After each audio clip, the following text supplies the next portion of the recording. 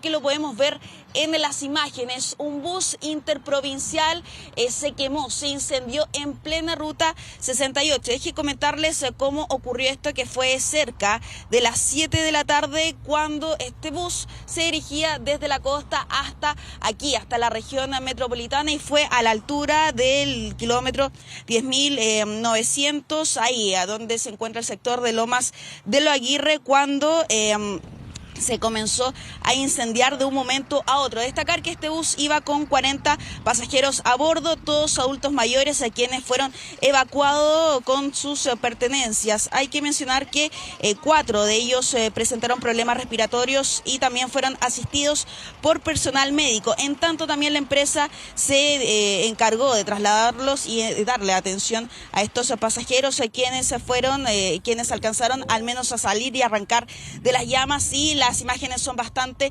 elocuentes de esta situación. Una densa columna de humo que podía verse de distintos puntos de ese sector allá casi cercano a Pudahuel. Afortunadamente no hubo personas fallecidas ni lesionados, pero de todas formas también tuvimos declaraciones en torno a este siniestro que dejó completamente quemado este bus. Los invito a escucharlas.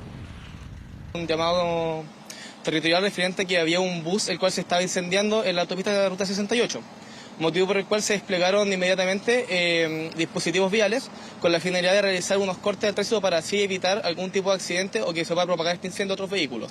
Nos dimos cuenta de que el bus estaba completamente en llamas, el fuego estaba totalmente descontrolado, a lo cual también se produjo una propagación a lo que es el sector de la vegetación que se encuentra en el lugar y lo que es servicio de tendido eléctrico.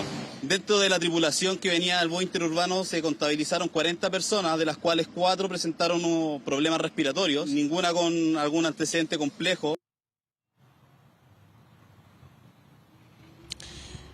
Claro, y lo escuchábamos por parte de bomberos. Afortunadamente no hubo incidentes más complejos, los que sí, obviamente, ante esta emergencia hubo interrupción del tránsito por varias horas, todo esto para combatir las llamas y obviamente dejar de forma segura esta ruta para el tránsito normal de vehículos, y obviamente todavía se desconoce las causas que originaron el incendio de este bus provincial que venía desde la costa hacia la región